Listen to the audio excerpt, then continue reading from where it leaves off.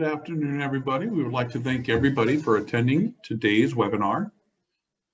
While most of us, I know, are all getting a little fatigued with the Zooms and webinar sessions, something Team Florida likes to do at least once a month for our members as we showcase various innovations, challenges, and infrastructure needs in the state of Florida. Today's webinar is being recorded and will be online for Team Florida members to review. The Q&A feature located in your Zoom control panel will be used today for attendees who would like to pose a question to the panelists. We encourage you to please go ahead and enter in your questions as the presentation is moving forward, and we will address all of your questions at the end of our presentation. Finally, Team Florida will be issuing our continuing education credits for Team Florida members who have registered and attended today's webinar. And with this, I'm going to go ahead and turn the floor over to Marty. Marty, the floor is now yours.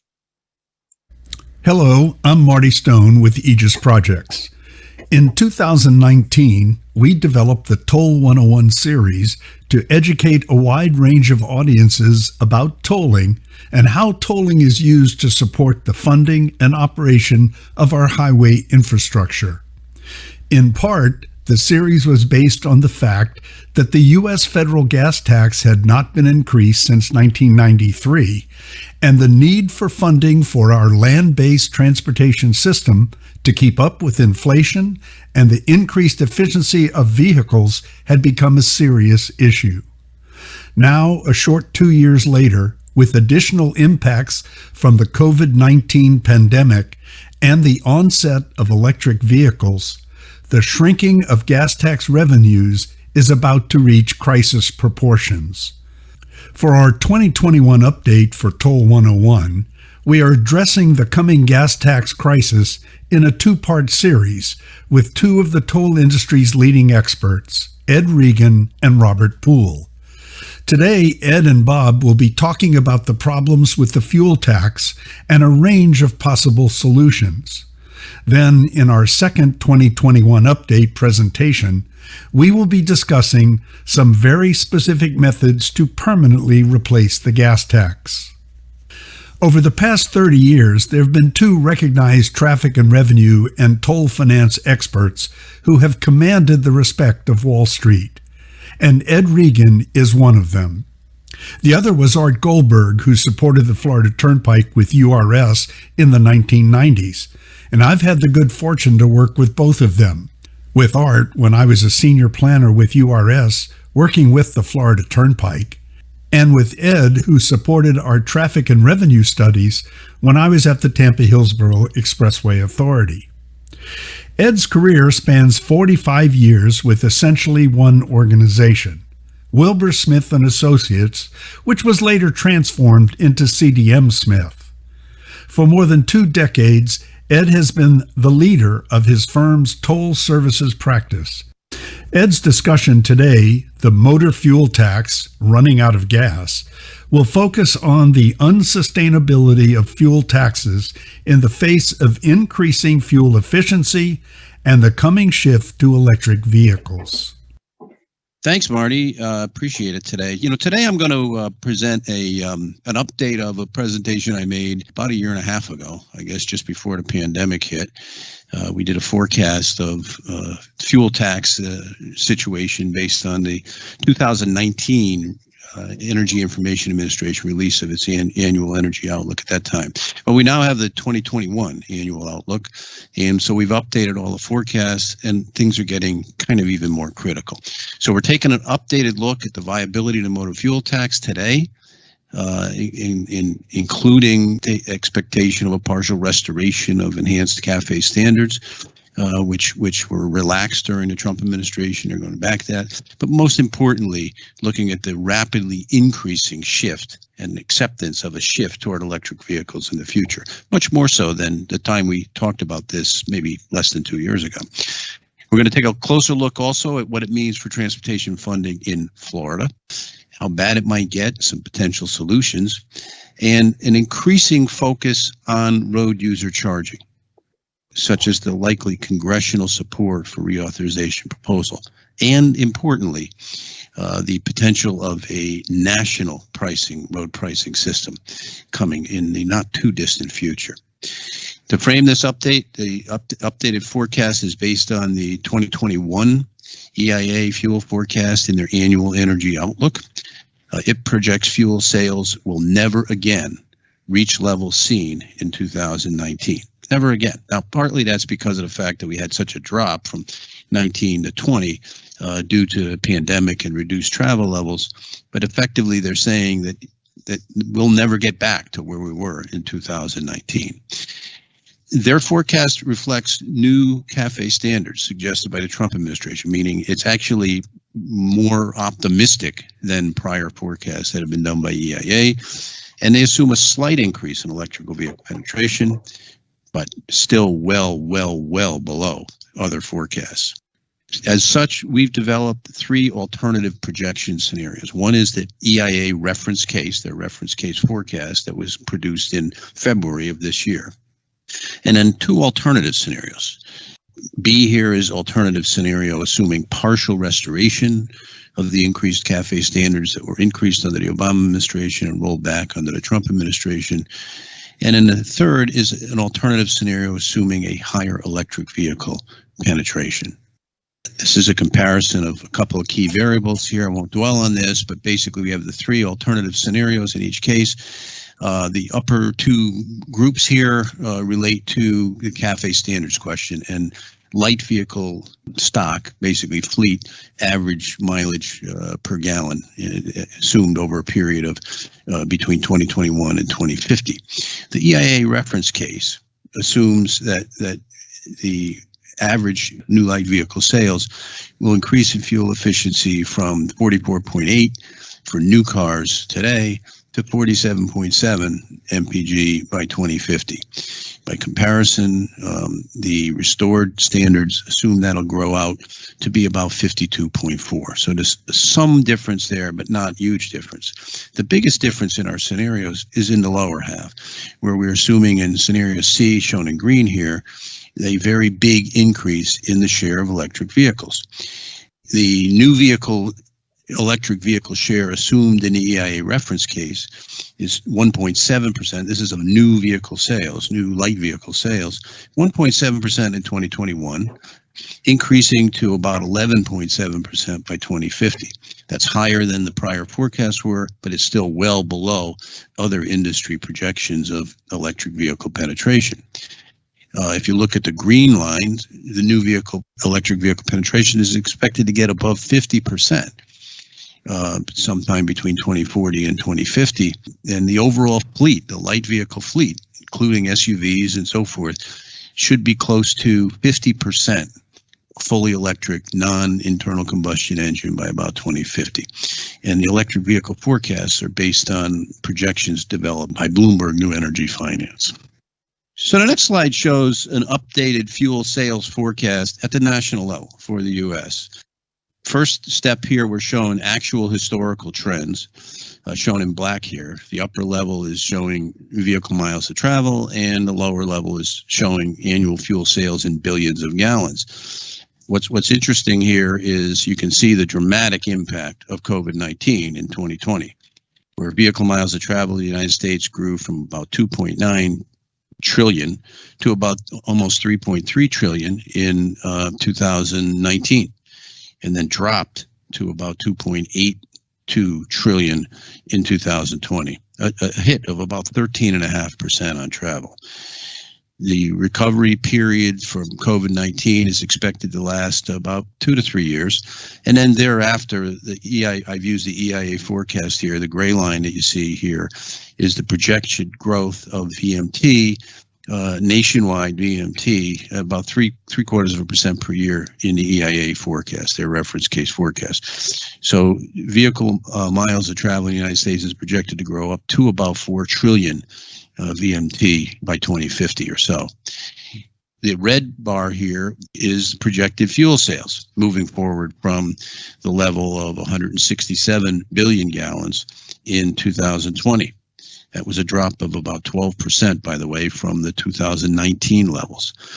The red line basically is a hypothetical forecast only. It basically represents a scenario with no change in fuel efficiency, no increase in electric vehicle sales. That's not going to happen, but for purposes of comparison of the others, it shows that if we didn't have any change in fuel efficiency, total fuel consumption in the United States would increase from about 167 billion gallons to about 240 billion gallons by 2050. The green line shows the forecast developed by EIA, and you can see it basically drops to a low of about 131 billion gallons by around 2033, and then gradually a slight increasing to about 178 billion. The orange line represents the restored CAFE standards, but still assuming relatively low increase in electric vehicle penetration, and that basically increases out to about 167 billion gallons by 2050, about equal to what we actually had in 2020. And then finally, the blue line represents the high electric vehicle scenario.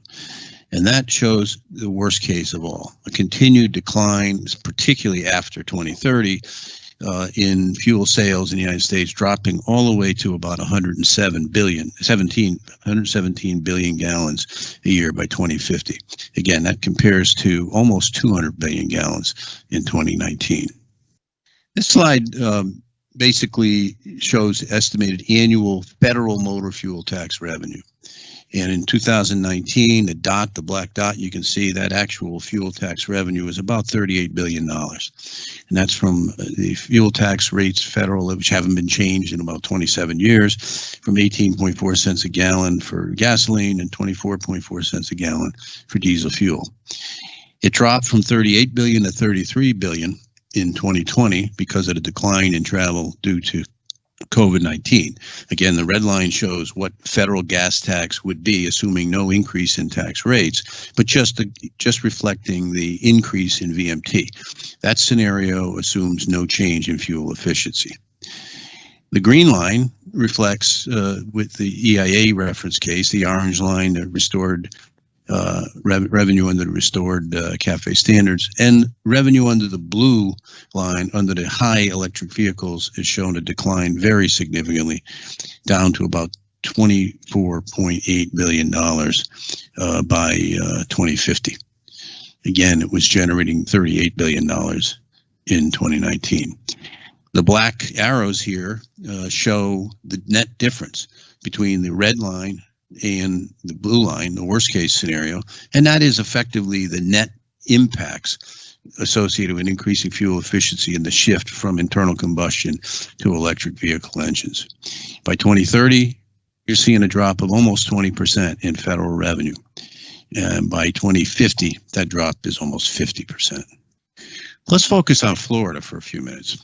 Like all states, travel in Florida was heavily impacted by COVID-19 in 2020. Statewide VMT was down about 13%, fuel sales down about 10%.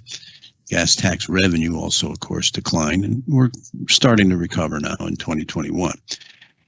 Florida has a complex motor fuel tax. Some components are statewide and equal in all counties. Other elements of the overall tax program, including local options and certain dedicated funds that are dedicated to the counties. Tax rates vary for gasoline based on where you buy the gasoline, but it varies from about 32.5 to about 38.5 cents per gallon, an average of about 35 cents a gallon. And most of that, about 2/3 of that, is indexed to inflation. This shows a summary of Florida travel and fuel sales. Vehicle miles of travel in Florida increased from about 208 billion miles in 2015 up to about 227 billion in 2019, an average growth of about 2.1% per year. And then in 2020, it declined by 13.25% because of COVID-19. The right side of the table shows trends in gasoline, diesel, and total fuel sales in millions of gallons. So in 2019, total fuel sales in Florida were about 11.2 billion gallons. That dropped to about 10.1 billion gallons in 2020, a decrease of just under 10%. So now the next slide takes a look at forecast of future travel in Florida and Florida fuel consumption. We begin, these two black lines basically show historical travel levels in terms of vehicle miles of travel in the state and fuel sales. The lower line reflects fuel sales. And of course, both show big declines between 2019 and 2020 as a result of the significant impacts of COVID-19 and travel restrictions that were imposed during calendar year 2020. In terms of VNT, it dropped from about 227 billion miles of travel to about 197. Fuel consumption dropped from about 11.2 to maybe 10.1 billion gallons in 2020. But looking ahead in terms of projecting future growth of VMT, the light gray line you see here, we estimate that we'll probably be back to normal or above levels we were at 2019 levels by 2023 or so. And thereafter, a more modest rate, more realistic rate of growth with VMT in the state increasing to about 280 billion miles of travel by 2050.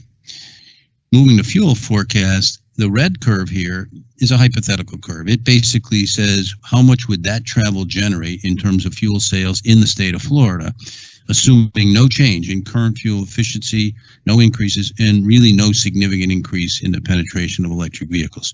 Not likely to happen. It's just there for purposes of comparison. And in that case, we see that by about 2025, we'd be back up to about 12 billion gallons of fuel sold, increasing gradually over the years to about 14.6 billion gallons by the year 2050, generally following a pattern identical to the growth in VMT. The green line, however, shows, in essence, the EIA projection there in terms of their fuel efficiency assumption superimposed on vehicle miles of travel in the state of Florida, and shows that we never again reach the levels of fuel consumption in the state previously reached in 2019. Fuel sales revenue will recover a little bit through 2025, coming out of the pandemic, but then we'll see a gradual decline to about 2038 or so, and then a slight increase back up to about 10 billion gallons, 10.3 billion gallons by 2050. Each year still lower than it was in 2019.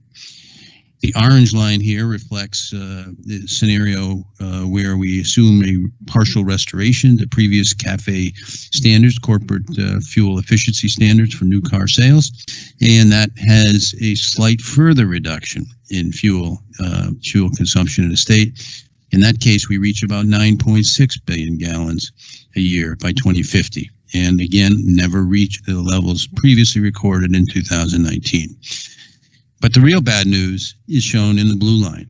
With a shift toward electric vehicles, fuel sales really start to decline, particularly after 2030. By 2050, estimated fuel sales in the state is 6.5 billion gallons. That's almost half of what we saw in 2019. This slide just simply compares the annual forecast of fuel sales by diesel versus gasoline. On the left side, the red chart reflects the assuming no change in fuel efficiency above 2021 levels. The right side assumes the EIA reference case, and you can see the reference case shows gradual recovery out to about a little over 11 billion gallons by about 2023. Recovery from the pandemic, and then a gradual decline and leveling off. The lighter shade in this case is diesel fuel, and the darker shade is gasoline. This next slide makes the same comparison. The red again is assuming no fuel efficiency, but the right side, the blue side of this chart, assumes high electric vehicle penetration, and then you can see the continued drop in the departure. So if you compare the right side to the left side, you can see how significant the impact is going to be on fuel sales in the future. This next slide shows the estimate of revenue, impact on Florida fuel tax revenue. And again, the red reflects no change in fuel efficiency. It does include the effect of indexed inflation, assumes a 2% annual rate adjustment for indexing, but again, that only applies to about 2/3 of the fuel levels, but this is total fuel sales. And the other three lines reflect the three alternative forecast scenarios, all of which, of course, reflect a reduction in fuel revenue. By 2030, in the worst case scenario, FDOT can look at a 24% reduction in revenue by 2030, 9 years from now, not 40 years from now. By 2050, that number could reach 55% reduction, just due to increasing fuel efficiency and the shift to electric vehicles. Florida's bottom line, as I said, 24% reduction by 2030, a 44% reduction by 2040. Electric vehicle penetration will have the biggest impact. Believe it, it's going to happen.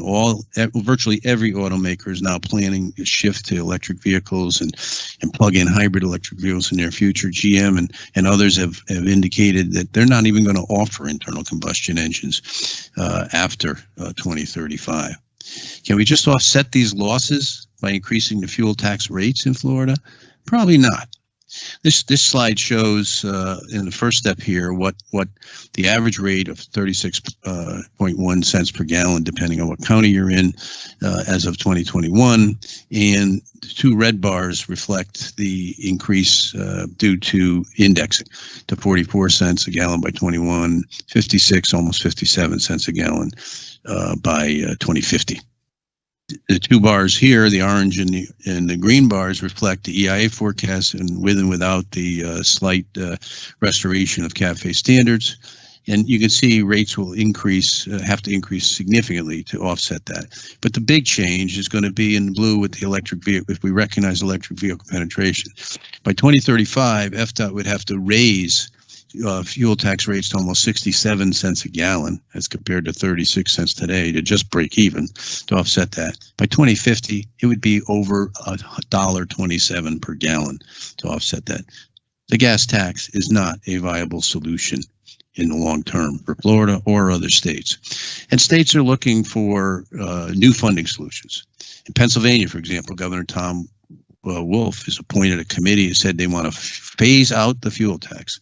They recognize the problem. They see the handwriting on the wall. They want to come up with a new solution. And he's appointed a major task force that's working vigorously through August of this year to come up with new plans for replacing the gas tax, new sources of revenue. And they're looking at a lot of things like tolling, adding tolls, and increasing registration fees, and several things like that. New Jersey is also about to do the same thing.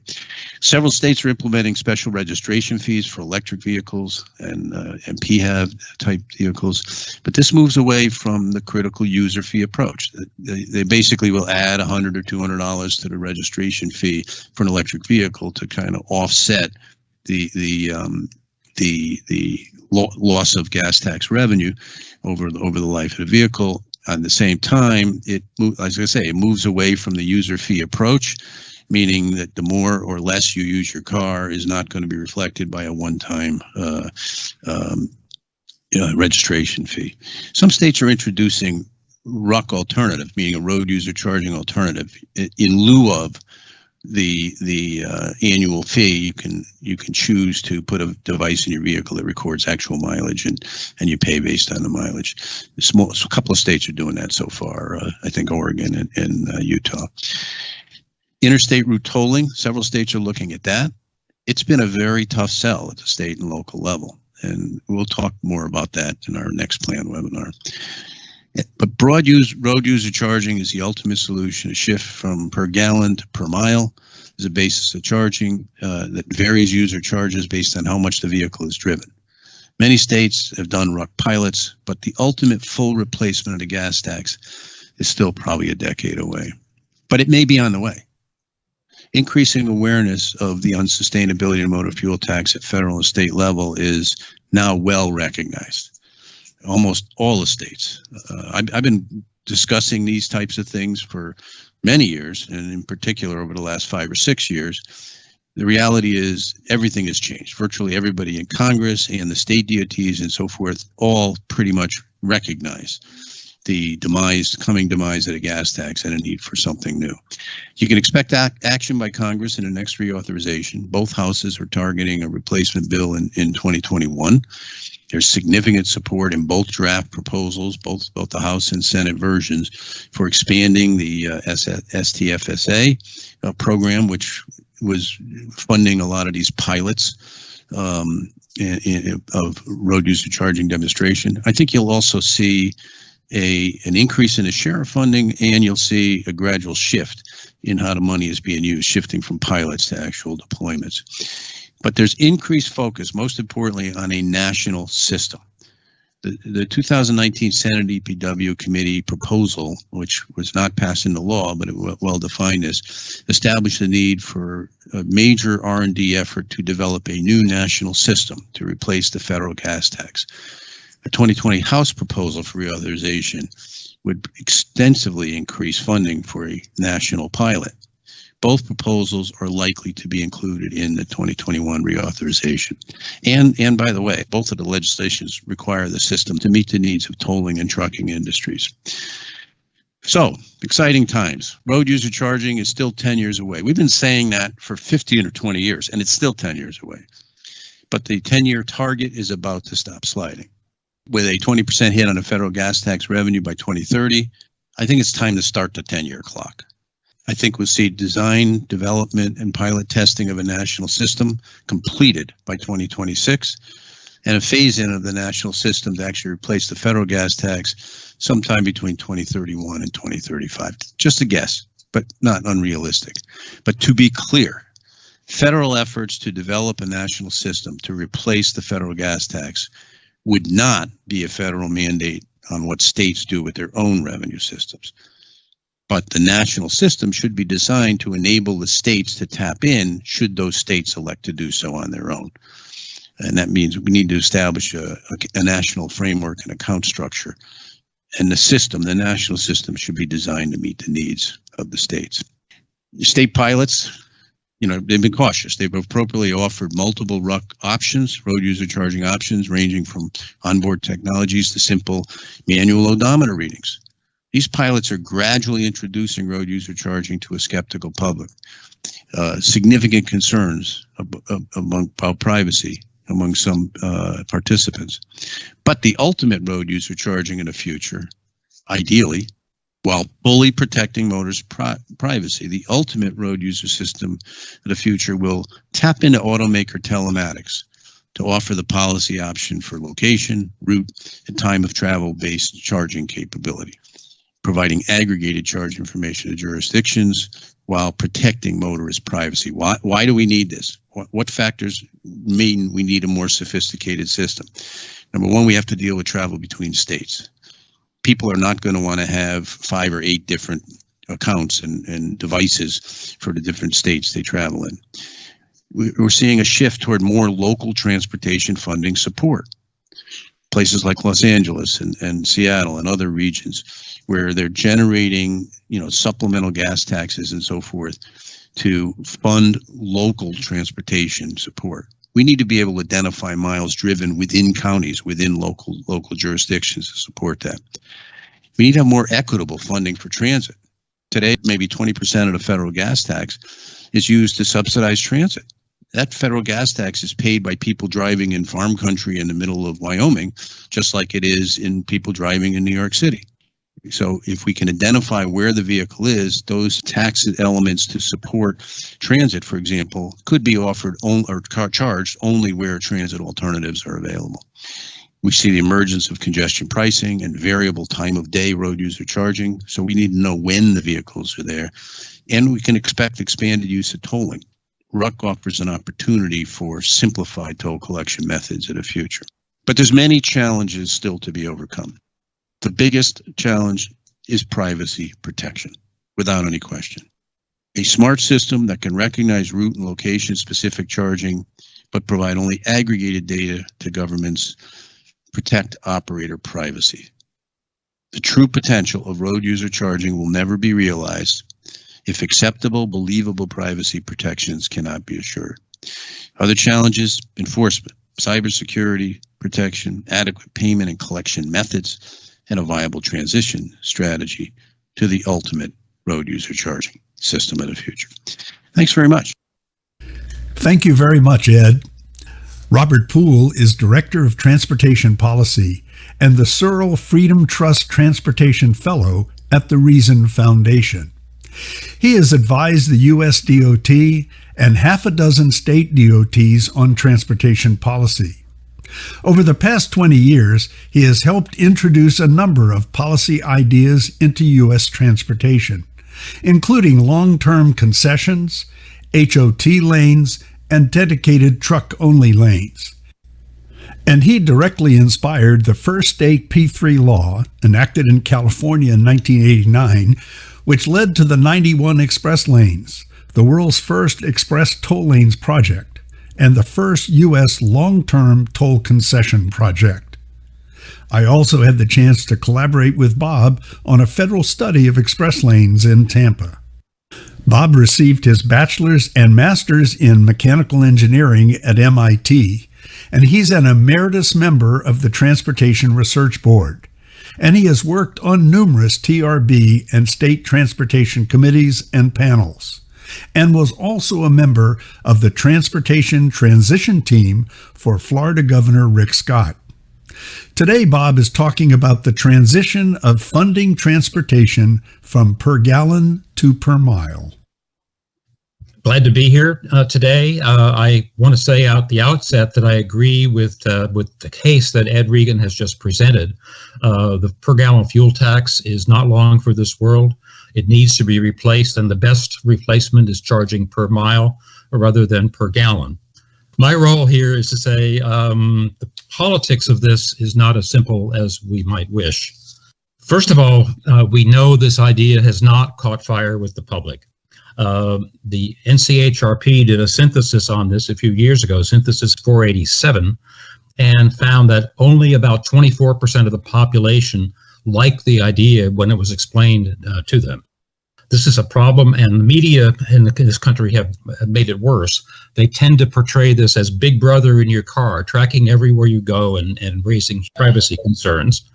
We also have, there's already a lot of populist, mostly populist conservative opposition, not believing this will be a replacement, but will be an add-on, a new tax. And I've seen attacks even by people that I know and think of as good, solid, sensible conservatives taking that point of view. I think state DOTs, who've largely, I think, come along with the need to do this, have hurt the cause in some respects by focusing on revenue shortfalls. When the average American hears revenue shortfalls, he or she grabs for their wallet or purse and says, no, you're not going to charge me more. And finally, we have a lot of academics. I've had many TRB sessions, heard all these elaborate papers where they see the charge per mile as a way to put on all kinds of overhead, charging for noise, charging for this, charging for that, building up something that's 5 or 10 times what we need to support highways. So we've got a big job on our hands to deal with that. My base overall concern or thought is that we need a better value proposition for the public. And I have 3 parts to that. I think first, we need to fix all the shortcomings of the fuel tax, not just the revenue shortfall. Second, we need to be sure that it's presented in a way that's simple and user-friendly and not as something that's seen as a threat. And finally, I think a good way to do that is to focus on a more tangible problem than the revenue shortfall, something that people can understand will benefit them. So first part, fix all the fuel tax's shortcomings. It's not just a matter of not being applicable to electric vehicles and hybrids in the way that we would like it to be, where every vehicle pays its fair share. It's not keeping pace with roadway needs. We know that for a long time. It's not transparent. Most people have no idea what they pay or who it goes to and who to hold accountable for the condition of the roads. It has no effect on congestion, we know that part, and it's not fully dedicated to user benefits. It's really become, over time, more of a tax rather than a user fee, because it's not all spent to benefit the users directly. Now, this tax or user fee question is more meaningful, more important than some people give it credit for. Some people term this a vehicle miles tax. And others like MBUFA, the Mileage-Based User Fee Alliance, continue to call it a charge per mile driven. Now, there's a legal difference between the two things. A tax is generally paid by all people in a whole category and spent at the government's discretion. And there's lots of litigation and court cases on this. A user fee is paid by those who use the service and is spent on the costs of providing that service. And again, as I said, there's a long legal history on this, and we need to really decide as a transportation community which we're going to propose, and I think that will have a big difference in how acceptable it is to the public. Second part of the better value proposition is to make this customer friendly. We've learned this from the pilot programs, which have been very important, and we need more of them, but testing this out with people. Simple and understandable, this is a better way to pay for roads. People can understand that. If you start talking about all kinds of other things, that you're going to lose them pretty quickly.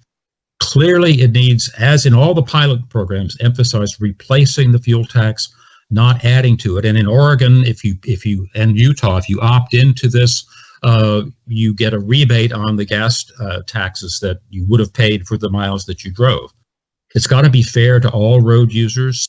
Trucks, cars, every type of vehicle, no matter what its source, needs to pay the comparable category of vehicle rate per mile. It needs to be transparent. People need to know where the money goes and who are the road providers that they should hold accountable.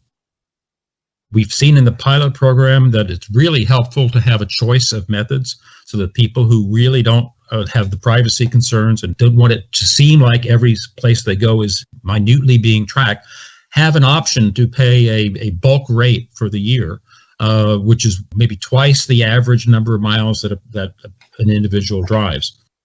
Also, we know how to, if we're going to charge different rates for different categories of road, which I think we should do, you don't need to have the micro detail reported to whoever the relevant agency is. You can sum on the vehicle the number of miles driven on each category of road and report those totals, not all the details of when and where. Obviously, strict privacy provisions are going to be critically important in this. Every pilot program shows that, as do opinion surveys. And we really need to improve the accountability to the motorists, to the people paying these fees, where the money goes and who's responsible for spending it. And one question that comes up a lot, and here Ed Regan and I have a slightly different view, is who should lead this process in terms of implementation, not in terms of research, but in implementation, the federal government or the states. The case for a state-led transition, in my view, is multi-faceted. First, the states own and operate virtually all the roadways other than local governments, but not the feds don't operate any real public roads. The states are more credible on roadway funding than Congress. We've seen this over the last 2.5 decades, as there's been no federal fuel tax increase in Congress, and most states have had at least one, if not two, because the states are more credible with the voters. They believe them when they say you're going to get something better if we charge more. States are laboratories of democracy. We are learning a lot already from the small number of pilot projects. We need to learn a lot more and see who comes up with better ways of doing this. States pioneered the fuel tax in Oregon in 1919, and within a decade, all the other 48 states had adopted it. And we did not have a dedicated highway user tax until 1956, when Congress passed the interstate program. And finally, we've seen with managed lanes, for example, that successful state projects will inspire other states to do likewise by showing that it actually works. Now, there is a case for the feds taking some kind of leading role. One, of course, would be interoperability nationwide. There's definitely, I think, a federal role to play in that. Providing political cover for state officials. If the feds were doing it first, the states could say, well, this is the way you're already doing it for your federal highway fee. We could do the same thing here, and it wouldn't cost so much because we piggyback on the feds. There'd be economies of scale for whatever equipment is required. Obviously, the much larger volumes would mean the unit cost would presumably be a lot lower. And this could be a fix for the Highway Trust Fund, which we all know is in bad shape. Now, putting these things together, my assessment is still that starting the implementation of actually charging at the federal level could set us back significantly. I think we could see the anti-tax groups that are already upset about the idea mobilizing against this in the same way they've mobilized continually against federal gas tax increases. The trucking industry would also likely mobilize to oppose this, especially if, as some people have suggested, including, I think it was the Congressional Budget Office, that trucks would be singled out to go first. I think all of these things would risk serious politicization of the issue and could really set the whole cause back, and it's something we need to accomplish. So we need to do it in the most politically feasible strategy. Now, my third element of a better value proposition is a more tangible problem, something that that truckers and motorists can say, oh, well, if we do this, we enable benefits for us. And I think that a candidate for that, a good candidate, could be the aging of our interstate highway system. This would affect nearly all motorists for longer distance trips and many commuting trips. It affect most truckers, certainly all those that do over-the-road trucking. Congress is ignoring this, and yet there's a big constituency of road builders, ARTBA, and others would love an emphasis that would really be serious about rebuilding the interstates. The TRB, at the request of Congress, did a major study with an expert committee that called for rebuilding the interstate highway system. The report came out in December 2018, and Congress has done zilch with that, just as if it didn't exist. But the TRB concluded we need to replace the existing interstates. So pavement is wearing out. Many bridges are too small or too old and need replacing. There's many bottleneck interchanges that the trucking industry is really concerned about. There's not enough lanes on a number of corridors for projected growth. There's no dedicated truck lanes, which is going to be important with platooning and autonomous trucks. And there's no services at the so-called rest areas as there are on turnpikes. So my suggestion on this is that we should begin the transition to mileage-based user fees with per-mile charges for the rebuilt interstates. And you would only pay as once a quarter was rebuilt and it switched over from fuel taxes to per-mile charges. Now, a lot of reasons for this. Transponder tolling with prepaid accounts is widely accepted in all the states where it exists. There's no real privacy concerns about that. Interoperability of electronic tolling nationwide is getting much closer. In fact, the trucking industry already has it using a universal transponder from TransCore that BestPass makes available to trucking fleets. Having fuel tax rebates for these rebuilt corridors would demonstrate to people, oh, they weren't just giving us a song and dance about paying only for the per mile charge and not for the fuel tax. It would demonstrate and build confidence that this really is a replacement, not an addition. And as I said, the rebate program is already in use for trucks in Massachusetts and New York and facilitated by the company called BestPass. And the transition starting with the interstates would free up remaining state DOT funds coming in from fuel taxes for all the other state highway needs, would ease the shortfall and would ease the transition.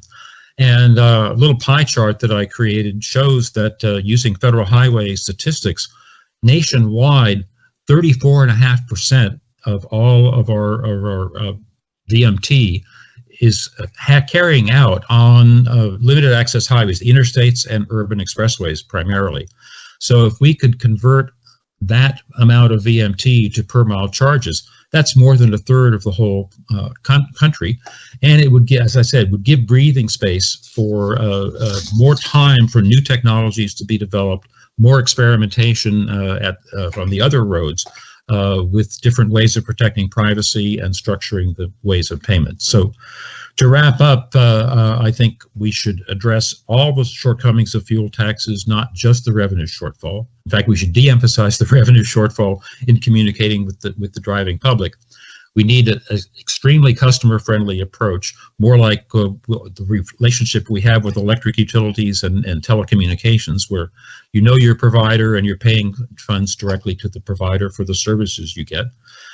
absolutely replace and not add to fuel taxes.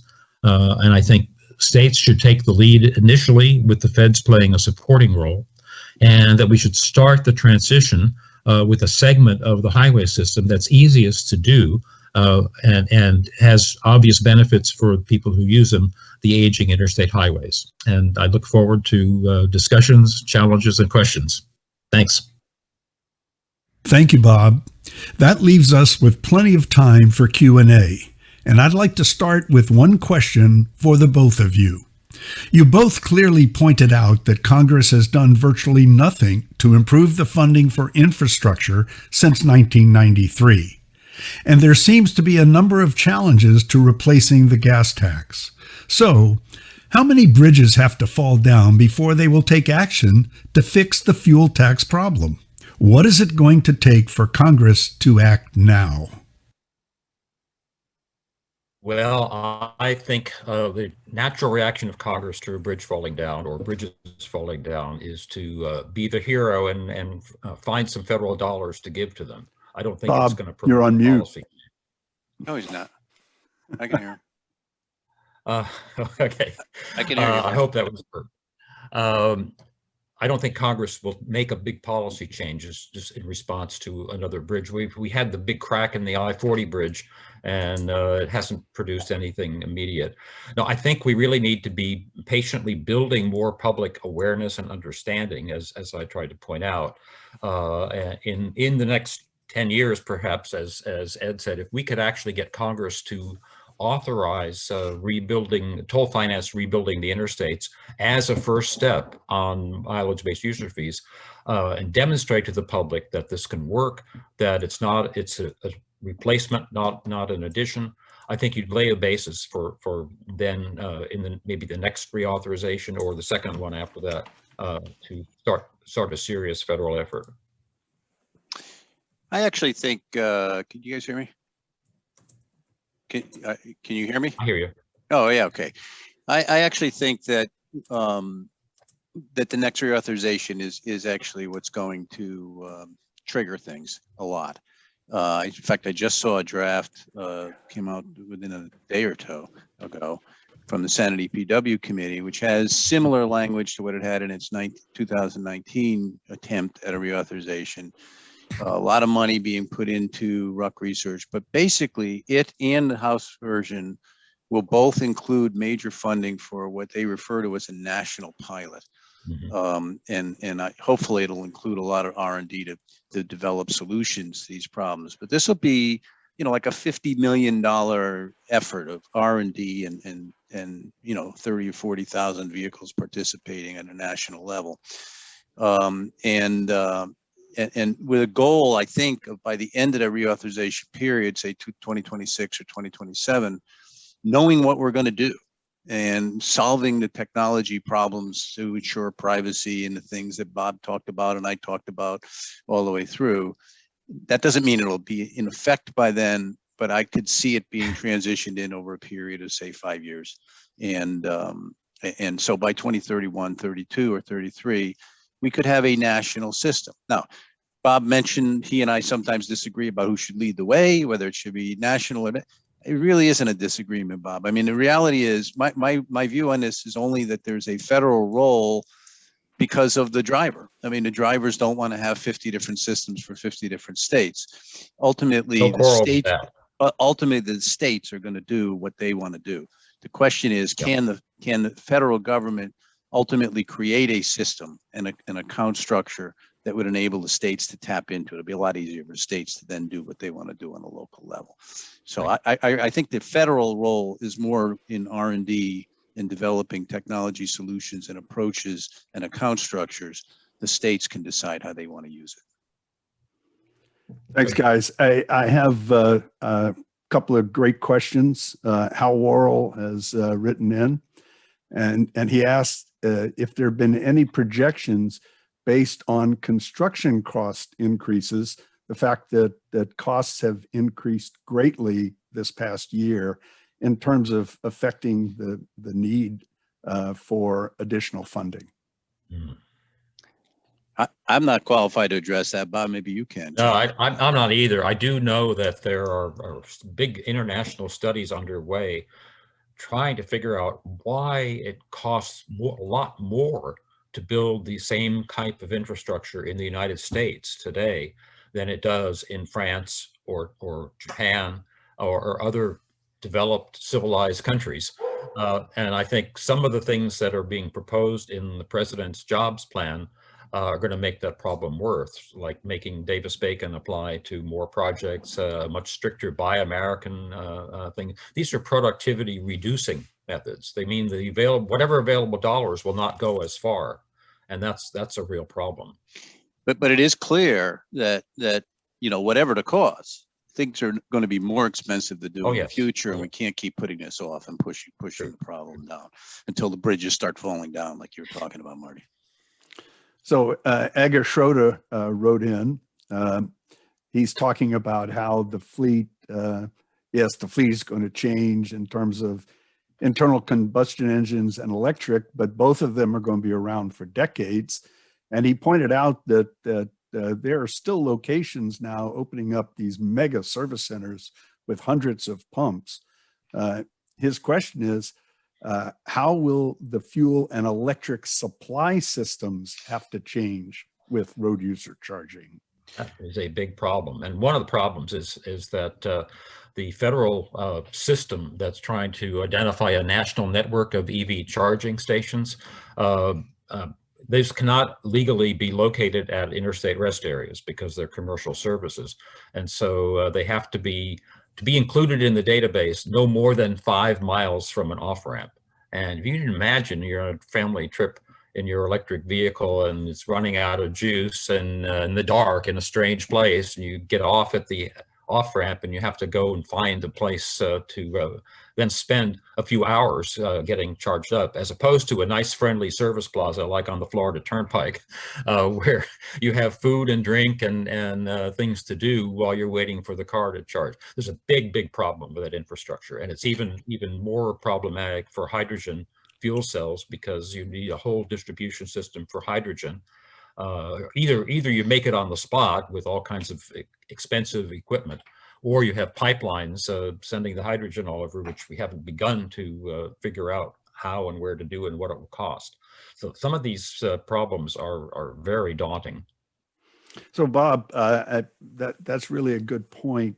The fuel, the electric charging mechanisms, that technology hasn't seemed to keep pace with the ability of and the size of the battery. So we've got cars that'll do 200 or 300 miles, but even the high-end charging systems still take a fairly long time to charge. Do you see anything in the near future related to the improvement of the charging technologies? Well, there's a lot of R&D going on, not only about better batteries, but about charging. And so a lot of companies are raising venture capital and hoping to come up with something that's a breakthrough on this. But I don't follow it closely enough to be able to place any bets on how soon any of this might eventuate. So this is another question for Bob. It's specifically related to trucking, but it's something that Ed, you might be able to jump into as well. How does the trucking industry view mileage-based user fees, and how does the impact of this fee approach impact the working class? So this is really a two-part question. How does the trucking industry view MBUFA, and how does it impact the working class people who have to drive to their jobs? Well, let me take the trucking part first. I've been debating this at trucking conferences for more than a decade, and I'm not sure I'm making much headway. But the good news is that the trucking industry is now participating in some of the Eastern Coalition pilot projects.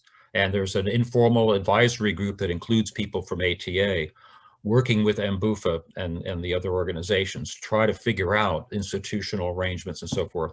The bad news on this is that ATRI, the trucking industry's little research outfit, put out a couple months ago a blistering report making the most negative possible assumptions about costs and this and that and the other thing, trying to make a case that, oh my gosh, this is nowhere near going to be cost effective. It's going to cost a fortune compared to a fuel tax system.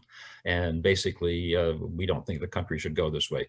But I think that's more rhetoric than it is substance. They know that all of their truck suppliers are developing electric vehicles, and that if there are mandates to stop selling internal combustion trucks within 10 years or 15 years, they're going to have to be making a big switch. So a system to charge by the amount of driving is inevitable, and I think their position is slowly going to be changing.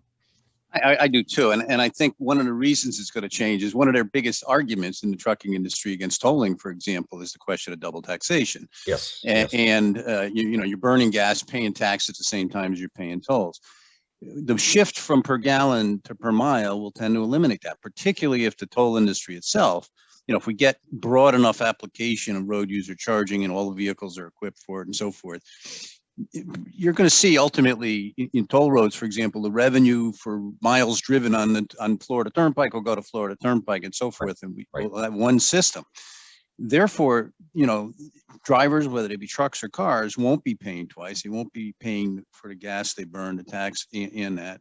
So to eliminate the double taxation issue, I think the bigger challenge, and the other thing, by the way, to keep in mind is it's not so much as the Atria argument would be that this is going to be more costly. I don't think there's any question. There's no question, little question, that moving to per mile basis of charging in a nationwide or even state level road user charging system will be more expensive to implement than the gas tax. The gas tax is incredibly efficient, handled at the wholesale level and so on and so forth. We will not be able to meet that. But when we get to critical mass and widespread deployment, you probably are talking like a 5 to 10% operating cost of revenue collected, as compared to say 1% under the gas tax. We're not making the change because of the cost of the gas tax. We're making a change because of the unsustainability of the gas tax. Right. So regardless of what the trucking industry thinks or whatever, if we want to save transportation funding, we have to come up with a new way to do it, and we need to do it as efficiently as we can. Let me just say a word about working class people. I mean, they pay right now transportation sales taxes on practically everything in many states, on everything they buy, and they buy fuel at the same price that everybody else pays for fuel. So their driving costs are not all of a sudden going to be dramatically different.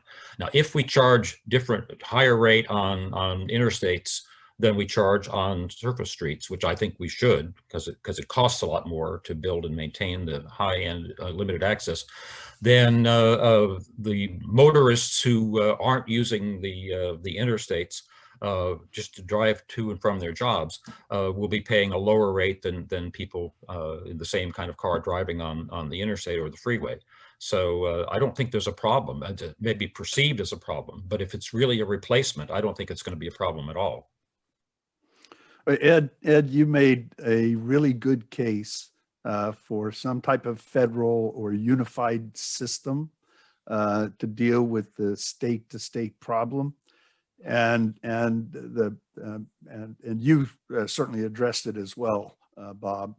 But the problems in terms of a state-to-state user fee approach seem to be very similar to the same problems that we face with toll interoperability, both technology and institutional. Yes. So the question is, what are the mechanisms to address somebody driving, especially into the state of Florida, visitors coming to the state of Florida? If we were to convert to a user fee approach, how would we equitably charge them? And what kind of system needs to be in place to handle that? Well, ultimately, and this ultimate word is key, because I'm not talking about next year or a couple of years from now. The ultimate system, ultimately, Marty, should be one in which all vehicles are equipped. It's within vehicle telematics. It's not plug-in devices. It's not that with total privacy protection.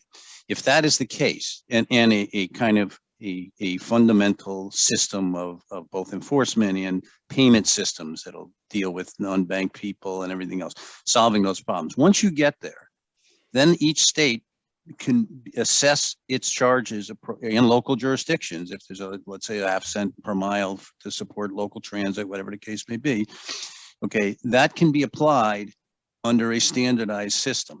Okay, not a federal system, but a standardized national system which solves the problem of interoperability. That is a little different than the interoperability challenge faced by the toll industry, because the toll industry had six different protocols it was working with, and each agency is the owner of the accounts, typically, you know, issues the accounts. If there is a national account structure, then that will kind of build in and solve the problem of interoperability. That's not tomorrow. That might be 10 years from now. That, by the way, Bob Poole, is where I think the best value of the federal role is, to put up some money for the R&D to come up with those solutions and the privacy protections necessary to enable us to do that. Good. So thank you both, Ed Regan and Bob Poole. We've hit our 3 o'clock time frame. I appreciate everyone who joined in. I'm going to turn it back to Brady at this point with Team Florida.